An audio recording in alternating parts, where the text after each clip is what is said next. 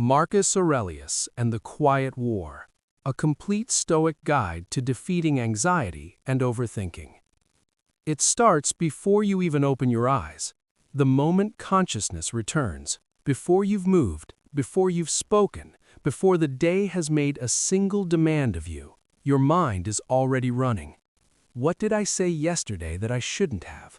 What's coming today that I'm not ready for? What if this goes wrong? What if they think less of me?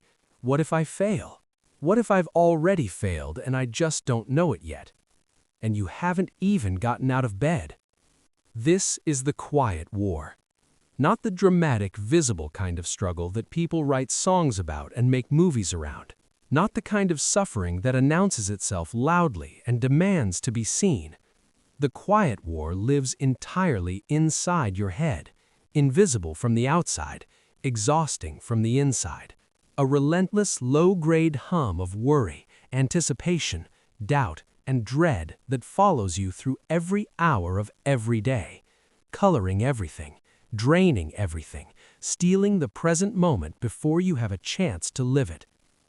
And here is what nobody tells you about this war.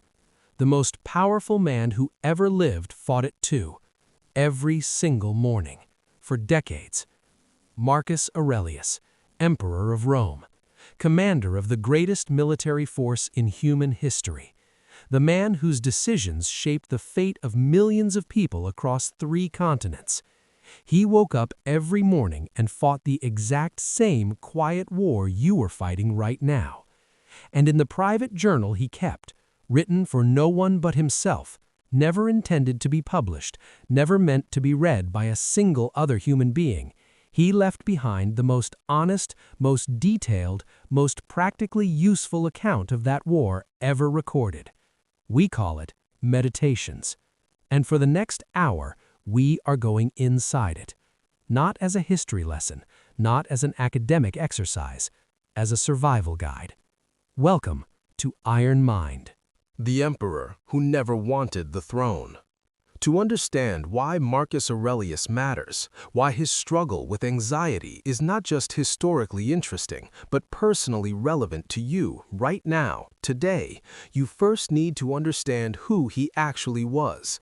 Because the version of Marcus Aurelius that most people know, the stoic, serene philosopher king on the marble pedestal, is a myth.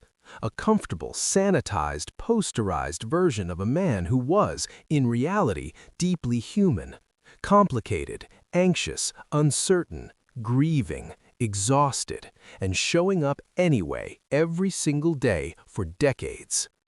Let's go back. It's 121 AD. Rome is at the height of its power under the reign of Hadrian, one of the so-called 5 good emperors, a period of relative stability and prosperity that historians would later look back on as the peak of Roman civilization. And in a wealthy Roman family, a boy is born, Marcus Annius Verus, who will become Marcus Aurelius. His father dies when he is 3 years old. His mother, Domitia Lucilla, raises him. She is educated, thoughtful, and passes to her son both her intellectual curiosity and her quiet seriousness.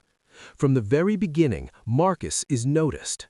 Not for ambition, not for aggression, not for the qualities that typically propel young Roman men toward power, but for his character, his consistency, his unusual combination of intelligence and humility.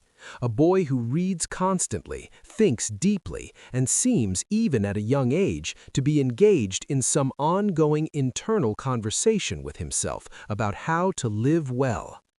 Emperor Hadrian notices him, calls him Verissimus, the most truthful, a nickname that carries more weight than it might seem, coming from an emperor who was surrounded daily by people telling him exactly what he wanted to hear.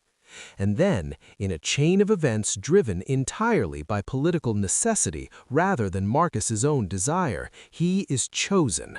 Not by his own ambition, not because he sought it, but because the succession of the empire required it, and because the men around him could see, in his character, his discipline, his fundamental decency, something that Rome desperately needed.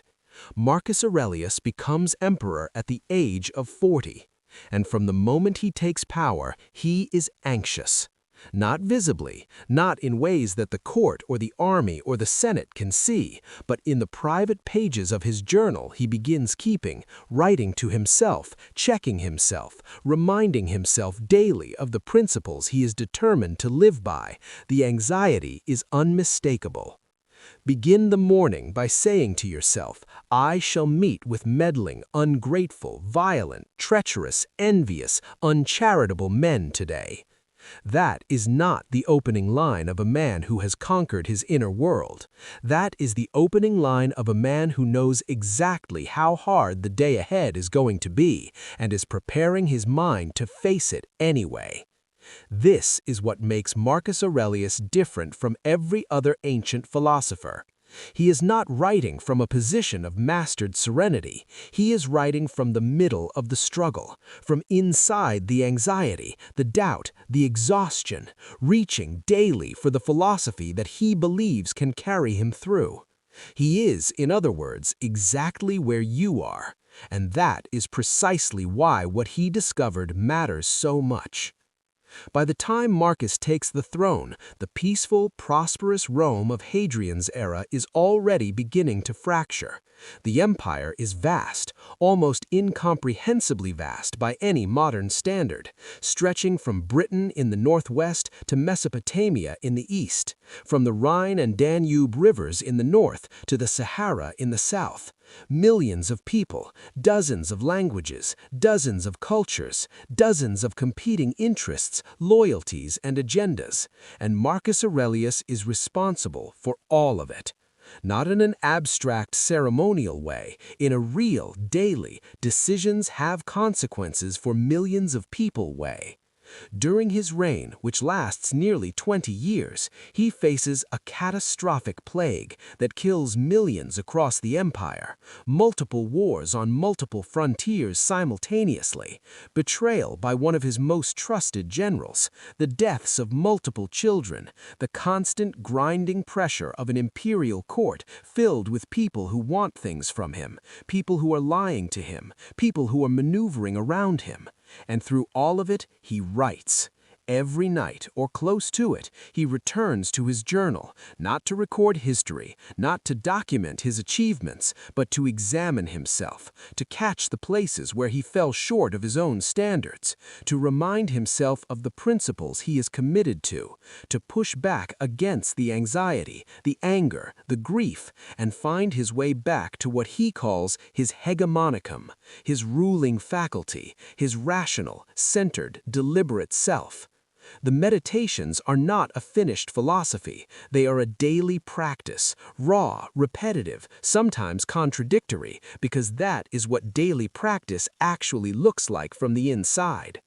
The anatomy of anxiety, what Marcus Aurelius discovered.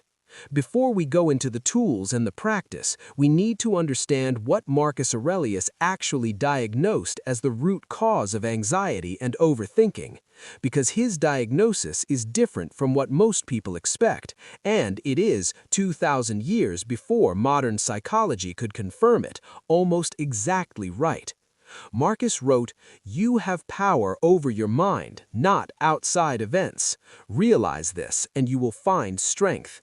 Most people read this as a motivational quote, as encouragement, as a reminder to stay positive. Marcus meant it as a precise clinical diagnosis. The root cause of anxiety, in his understanding, is a confusion between two fundamentally different categories of experience. The first category, things that are up to us, our thoughts, our judgments, our responses, our choices, our values, our character, our interpretation of events. The second category, things that are not up to us, everything external. Other people's behavior, opinions, and choices, the outcomes of our efforts, the past, the future. Anxiety, Marcus argues, is almost always the result of treating things in the second category as if they belong in the first, spending mental energy, enormous, exhausting amounts of mental energy, trying to control, predict, manage, and worry about things that are fundamentally outside your control. You cannot control whether people like you, but you can control how you treat people. You cannot control whether you succeed, but you can control the quality of your effort. You cannot control what tomorrow brings, but you can control how present you are today. You cannot control other people's opinions of you, but you can control whether your actions align with your values.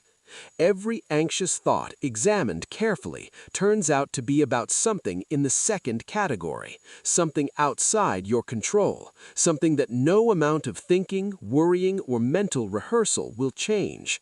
And yet, the mind keeps going back to it, keeps pulling at the thread, keeps running the simulations, keeps asking what if about things that haven't happened yet and may never happen.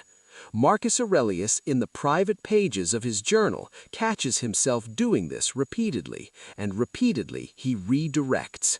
Confine yourself to the present. Ask yourself at every moment, is this necessary? Waste no more time arguing about what a good man should be. Be one. These are not inspirational slogans. They are the written record of a man actively, in real time, pulling his mind back from the second category and returning it to the first. This is the practice. This is what Iron Mind actually looks like from the inside. There is something else in Marcus's diagnosis that is worth sitting with carefully. He writes, "The impediment to action advances action. What stands in the way becomes the way." This is one of the most counterintuitive ideas in all of Stoic philosophy, and one of the most powerful for anyone dealing with anxiety. The standard relationship with anxiety is adversarial. Anxiety is the enemy, something to be eliminated, suppressed, defeated, medicated away. The goal is a life without it, calm, clear, undisturbed. Marcus Aurelius reframes this completely. The anxiety, the obstacle, the difficulty, the discomfort is not standing between you and your life. It is your life. It is the raw material of the specific growth that only this specific difficulty can produce. Every time you face the anxious thought rather than run from it, you become slightly more capable of facing it next time. Every time you act despite the fear, you add another data point to the growing internal file that says, "I am more than my anxiety." Every time you redirect your attention from what you cannot control to what you can, you strengthen the neural pathway that makes that redirection more automatic next time. The anxiety is not the enemy. The untrained response to the anxiety is the enemy. And the training, the daily, unglamorous, repetitive practice of catching the mind and redirecting it is exactly what Marcus Aurelius was doing in the private pages of his journal every single night for 20 years. Let's talk about overthinking specifically, because while anxiety and overthinking are related, they are not identical, and Marcus had specific, precise things to say about the overthinking trap that are worth examining on their own. Overthinking is the mind's attempt to solve through thinking alone what can only be solved through action, acceptance, or both. You overthink a conversation because you cannot go back and change what was said. You cannot control how the other person received it. You cannot know for certain what they think. But your mind, desperate to resolve the uncertainty, keeps running the simulation, keeps rewinding, keeps trying to find the version where you said the right thing and everything was fine. There is no such version. What happened, happened, and no amount of mental replay changes it. Marcus Aurelius writes, "Never let the future disturb you. You will meet it, if you have to, with the same weapons of reason which today arm you against the present." This is his answer to the forward-facing version of overthinking, the anxious anticipation of things that haven't happened yet. And for the backward-facing version, the replaying, the regret, the endless revision of the past, he is equally direct. Loss is nothing else but change, and change is nature's delight. What's done is done. What's past is past. Nature does not mourn the autumn leaves. It moves toward winter, then spring, then a new summer. Each season complete in itself. Each change not a loss but a transformation. Your mind's insistence on replaying what cannot be changed is not wisdom, it is not thoroughness, it is not responsible self-reflection. It is suffering voluntarily chosen. And Marcus Aurelius, who had more genuine reasons for regret, more genuine reasons for anxiety about the future, more genuine weight pressing on his mind than almost anyone in human history, chose differently. Not because he felt nothing, but because he trained himself daily to choose differently. The world that built the philosopher. To fully appreciate what Marcus Aurelius developed, to understand why his approach to anxiety is not just philosophical theory, but hard-won, battle-tested practical wisdom, we need to understand the specific conditions under which he developed it. Because Marcus Aurelius did not find peace in ideal circumstances, he found it, built it, forged it, maintained it daily in some of the most difficult circumstances any human being has ever faced. Let's talk about the Antonine Plague. In 165 AD, roughly 5 years into Marcus's reign, a catastrophic epidemic begins spreading through the empire. Soldiers returning from campaigns in the east bring it with them. It spreads along the trade routes, along the roads, through the cities. The death toll is staggering. Estimates range from 5 million to as many as 10 million dead over the course of the outbreak. At its peak, the plague is killing 2,000 people in Rome alone. 2,000 people, every day.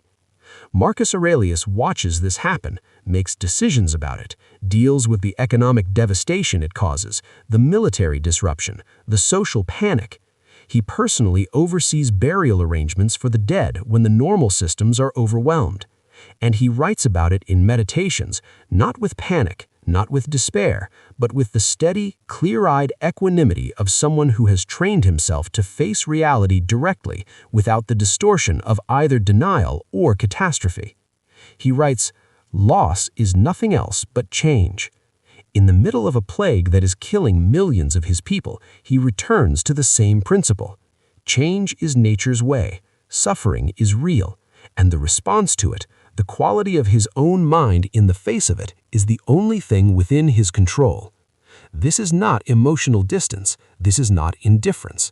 Marcus genuinely grieved. He mourned his children. He outlived several of them. He felt the weight of every life lost under his watch. But he refused to let the grief become paralysis. He refused to let the anxiety about what he could not control steal his capacity to act on what he could. Now let's talk about the wars. Marcus Aurelius spent more than half of his reign on military campaign, not by choice, by necessity. The empire's borders were under constant pressure from Germanic tribes in the north and the Parthian Empire in the east. He is not by nature a warrior. He is a philosopher, a reader, a man who would have been happiest in a library or a garden with a scroll and a quiet afternoon. Instead, he spends years living in military camps, in tents, in the mud and cold of the northern frontier, far from Rome, far from his family, dealing daily with the brutal realities of war and its aftermath. And in those camps, by lamplight, after the day's battles and decisions and demands, he writes Meditations. Think about that image for a moment. The most powerful man in the world, sitting in a military tent on the edge of empire, writing in Greek private notes to himself about how to be a better person, how to face fear, how to manage anger, how to stay present, how to treat people with dignity, how to keep the anxiety from overwhelming his reason. Not performing philosophy, not writing for an audience, writing for survival, writing to keep himself from being consumed by the pressure, the grief, the relentless demands of a life he never chose and cannot escape. This is what Meditations actually is, not a polished philosophical treatise, a man's private lifeline, the written record of someone holding on to themselves, holding on to their values, their reason, their humanity, in conditions that would have destroyed almost anyone else. And the fact that he succeeded, that he held on, that he showed up, that he remained, by virtually all historical accounts, a genuinely good man and a genuinely effective ruler throughout all of it, is not a miracle. It is the result of practice, daily, relentless, unglamorous practice. The same practice available to you right now, today. There is one more element of Marcus's life that needs to be understood before we go into the practical tools he developed. His son. Commodus. Marcus Aurelius had multiple children, many of whom died young. Commodus survived and became, in the estimation of most historians, one of the worst emperors in Roman history. Cruel, unstable, grandiose, catastrophically bad at governing. The contrast with his father is almost incomprehensible. The most philosophically serious, most genuinely virtuous emperor Rome ever had, producing a son who was, by most measures, the opposite. And Marcus knew. Toward the end of his life, as Commodus grew into young adulthood and his character became clear, Marcus knew. He could see what his son was. He could anticipate, with some accuracy, what kind of ruler he would become. And he could do nothing about it. This is the ultimate Stoic test. The thing you love most, your child, your legacy, the future you have spent your life trying to protect, and it is outside your control. Completely, fundamentally. No amount of philosophy, no amount of effort, no amount of love can change it. Marcus writes, near the end of his life, with a kind of quiet, devastating acceptance. Accept the things to which fate binds you. Not happily, not without grief, but with the clear-eyed understanding that resistance, rage against the things you cannot change, costs more than acceptance, and produces nothing. This is the deepest level of the practice, the place where philosophy is not just about managing daily anxiety, but about facing the things that cannot be fixed, the irreversible losses, the unchangeable realities, the children who grow into people you didn't hope for, the futures that don't unfold the way you planned. Marcus Aurelius faced all of it, and wrote about it, and kept showing up. That is the model. The Meditations, what he actually wrote. Let's go inside the text itself now, because Meditations is one of those books that everyone has heard of and very few people have actually read, and the version most people know through highlight quotes on Instagram and motivational posters is a pale, flattened shadow of what the actual text contains. The real Meditations is messy, repetitive, sometimes contradictory, written by a man who is clearly struggling, clearly having to remind himself of the same things over and over because he keeps forgetting, keeps slipping back into old patterns, keeps having to start again. And that messiness is what makes it so valuable, because it proves beyond any doubt that Marcus Aurelius was not a finished product. He was a work in progress, just like you, just like all of us. He writes in Book 2, "Begin the morning by saying to yourself, I shall meet with meddling, ungrateful, violent, treacherous, envious, uncharitable men today.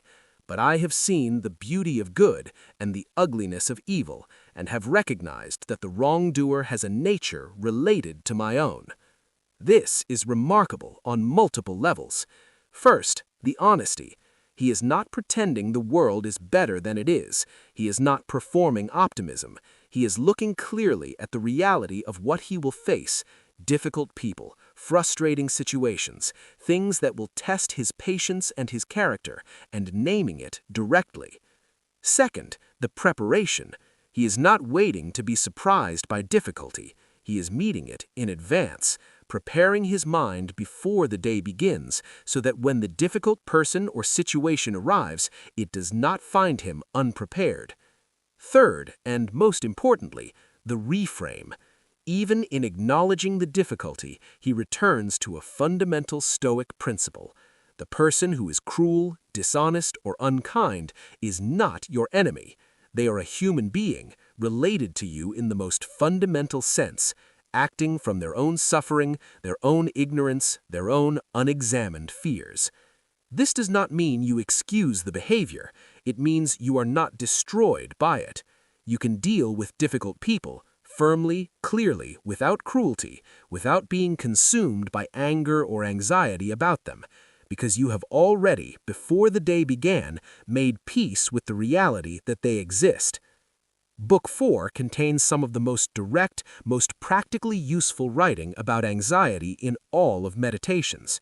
Marcus writes, "Confine yourself to the present."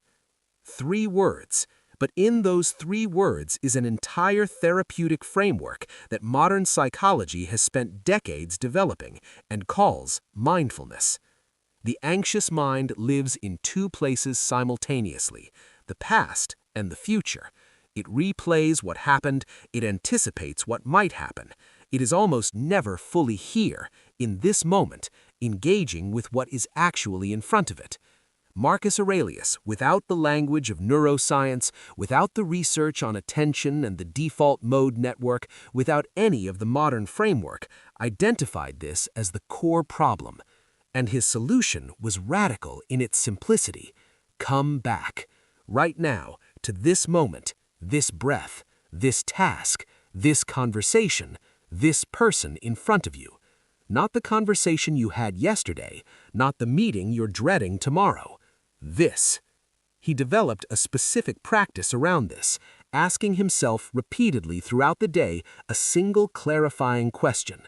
Is what I am doing right now necessary? Not in a harsh, self-critical way, but as a genuine check-in, a moment of attention.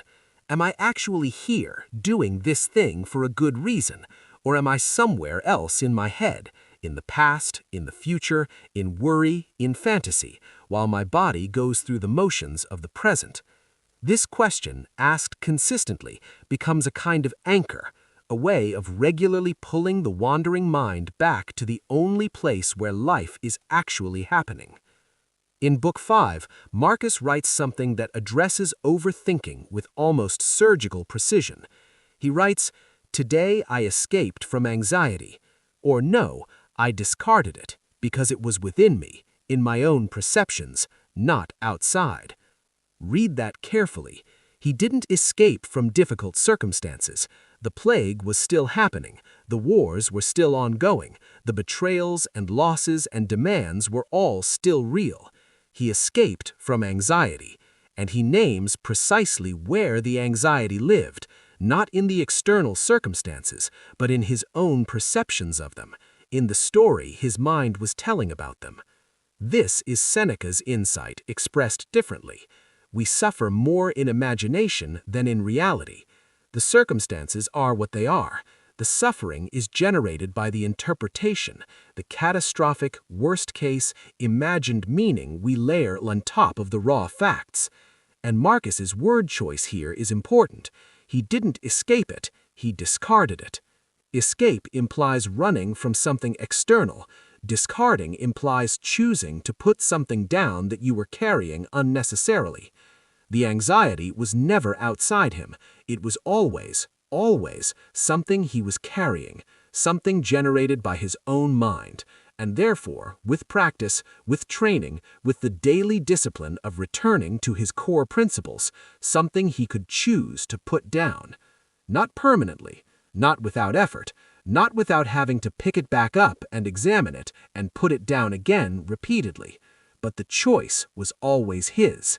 And here, in the middle of a plague, on a military campaign, carrying the weight of an empire, he is claiming that choice. That is Iron Mind. The philosophy behind the practice. Now, we need to go a layer deeper, because the daily practices Marcus Aurelius developed, the journaling, the morning preparation, the present moment focus, the dichotomy of control, are not arbitrary techniques. They are built on a specific philosophical foundation, and understanding that foundation is what transforms the techniques from things you try for a week into things that genuinely change how you think and live. The foundation has 3 pillars. Pillar 1, the objective view. Marcus Aurelius had a practice he called phantasia catalepticae, the objective representation, the deliberate effort to see things as they actually are, stripped of the emotional coloring, the catastrophizing, the narrative that the anxious mind automatically adds. He writes, "When you wake up in the morning, tell yourself, The people I deal with today will be meddling, ungrateful, arrogant, dishonest, jealous, and surly. But then, crucially, he strips away the emotional charge. He sees these people not as enemies, not as threats, but simply as human beings, acting according to their nature, as he himself sometimes acts according to his own worst nature. The objective view does not mean the cold view. It does not mean the detached, unfeeling view. It means the accurate view, seeing reality as it is, neither inflated by fear nor deflated by denial. For anxiety specifically, this practice is transformative because anxiety is almost always rooted in an inaccurate assessment of reality, an overestimation of threat, an underestimation of your own capacity to handle it. The objective view asks, what is actually happening here? Not what might happen, not what I fear will happen. What is actually, demonstrably, factually happening right now? And the answer, almost always, is considerably less threatening than the anxious mind's version. Pillar 2. The impermanence of everything.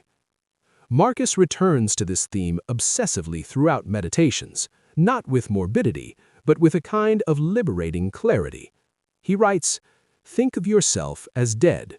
You have lived your life. Now take what's left and live it properly." He writes about the great emperors and conquerors who came before him, Alexander, Caesar, Augustus, and notes, with almost mathematical precision, that they are all gone. All their power, all their achievements, all their anxiety about legacy and reputation dissolved into history. And he will be too. This is not despair. This is perspective. When you genuinely internalize the impermanence of everything, including your current suffering, including the thing you are most anxious about, including the opinion of the person whose judgment you most fear, it becomes difficult to maintain the intensity of the anxiety. Because anxiety at its core is the mind treating temporary things as permanent threats, treating momentary uncertainty as existential danger, treating the opinion of a peer as a matter of survival. The Stoic view of impermanence gently but firmly dismantles this. This too will pass. This person's opinion will not define you in 10 years. This failure will not end you. This uncertainty will resolve one way or another, and you will still be here, still choosing, still building. Everything is impermanent, including the anxiety itself. Pillar 3. The inner citadel. This is perhaps the most powerful concept in all of meditations, and the one most directly relevant to anyone dealing with anxiety. Marcus Aurelius describes the rational, philosophical mind as a citadel, a fortress, built not of stone, but of reason, values, and trained responses. And this citadel, if properly maintained, properly defended, cannot be taken. Not by circumstances, not by other people, not by loss, failure, betrayal, or any external force. He writes, "You have power over your mind, not outside events." The inner citadel is not a place you arrive at. It is something you build, brick by brick, day by day, through the daily practice of catching your mind when it wanders, redirecting it when it catastrophizes, returning it to what is real and what is within your control. It is, in other words, exactly what we are building right now. Every day you practice the dichotomy of control, the inner citadel grows stronger. Every day you confine yourself to the present, the inner citadel grows stronger. Every day you journal, prepare your mind in the morning, examine yourself in the evening, the inner citadel grows stronger. And over time, over months and years of consistent practice, it becomes something genuinely unassailable. Not because the difficult things stop happening, but because your capacity to meet them has grown beyond what they can break. The practical system, Marcus Aurelius's daily tools. Philosophy without practice is decoration. Marcus Aurelius understood this better than almost anyone. He did not admire Stoicism from a distance. He lived it, imperfectly, inconsistently, but relentlessly, every single day. And from his practice, we can extract a specific, usable system for managing anxiety and overthinking that works as well today as it did in 2nd century Rome. Here is that system. Tool 1. The morning preparation. Every morning, before the demands of the day begin, before the noise and pressure and chaos close in, Marcus prepared his mind. He did this in writing, but the practice can be adapted to whatever form works for you: journaling, quiet reflection, even a few deliberate minutes before you look at your phone. The morning preparation has 3 components. First, anticipate the difficulty. What is likely to be hard today? What situations, people, or demands might test your patience, your focus, your equanimity? Name them, not to dread them, but to strip them of the power to surprise you. Second, remind yourself of your values. What kind of person do you want to be today? Not in a grand, abstract sense, but specifically, practically, in the conversations you'll have, the decisions you'll make, in the moments when it would be easy to react rather than respond. Who do you want to be? Third, confine your attention to what is in your control. Before you step into the day, consciously, deliberately release everything that is outside your circle. The outcome of the meeting, what that person thinks of you, whether things go the way you hope. Release it. You can do your best, and that is all you can do. 5 minutes every morning before anything else. This single practice done consistently begins to change the baseline tone of your days within weeks. Tool 2. The midday check-in. Marcus Aurelius, in the middle of days that were, by any objective measure, extraordinarily demanding, would pause, not for long, but deliberately. He developed what we might call a midday audit, a brief, conscious check of where his mind was and whether it had drifted from where he wanted it to be. The question he asked himself, is what I am doing right now necessary? You can adapt this. Set a reminder on your phone once a day at a random time that simply asks, where is my mind right now? Is it here, in this moment, engaged with what's actually in front of me? Or is it somewhere else, in the past, in the future, in worry, in the imagined opinions of people who are not even present? Just noticing is the practice, not judging, not criticizing yourself for having drifted, just seeing it clearly and returning. The return is the repetition. The return is the rep. Every time you notice and come back, you are strengthening the muscle that makes the next return easier. Tool 3. The dichotomy filter. This is the core of Marcus's anti-anxiety system, and it is, in its simplest form, a single question applied to every source of anxiety. Is this in my control? That's it. Every anxious thought, run it through the filter. Am I anxious about what someone thinks of me? Not in my control. Release it. Do my best to act with integrity. That is in my control. What they think of it is not. Am I anxious about whether I'll succeed? The outcome is not fully in my control. The quality and consistency of my effort is. Focus there. Release the rest. Am I anxious about the future? The future is not in my control. My preparation, my choices today, my character, these are. Invest there. This sounds simple, and it is simple, but the application of it, in real time, in the middle of a spiral, when the anxiety has its hooks in and it feels completely impossible to let go, takes practice. Marcus Aurelius practiced this every day for 20 years. He still had to remind himself of it repeatedly in his private journal, which means you are allowed to have to remind yourself too. The practice is not do this once and be cured. The practice is do this every day imperfectly and trust the accumulation. Tool 4. The evening review. Every evening, Marcus examined his day, not to punish himself, not to catalog, but to learn, to see clearly, to close the loop on the day so that it didn't follow him into sleep and tomorrow. 3 questions. Where did I act in accordance with my values today? Where did I fall short and why? What will I do differently tomorrow? The first question is important and often neglected. Most people who journal about self-improvement focus entirely on what went wrong. Marcus understood that acknowledging what went right, what you handled well, where you were the person you want to be, is equally essential.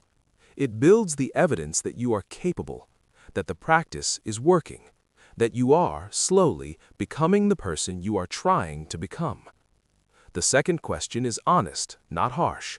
Not, where was I terrible, but where did I drift from my own standards and what can I understand about why?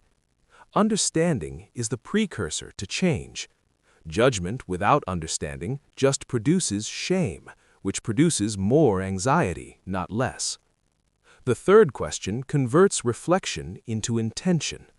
Tomorrow is a new day, a new opportunity. Not to be perfect, but to apply what today taught you. Tool 5. The voluntary difficulty. Marcus Aurelius, like Seneca, practiced voluntary discomfort. He would, by choice, make his life temporarily harder, eat simply when luxury was available, sleep without the full comfort of his imperial bed, engage with difficult problems rather than delegating them, not as self-punishment, but as training. The reasoning is elegant. Anxiety is largely a fear of difficulty, a fear of the hard thing, the uncomfortable thing, the thing that might go wrong. And the way to reduce fear of difficulty is to prove, repeatedly, deliberately, in controlled conditions, that you can handle it. Every time you voluntarily face a small discomfort and survive it, and you always survive it, you add to the growing internal evidence that difficulty is not your enemy. You can sit with the anxious feeling without acting on it. You can have the difficult conversation rather than avoiding it.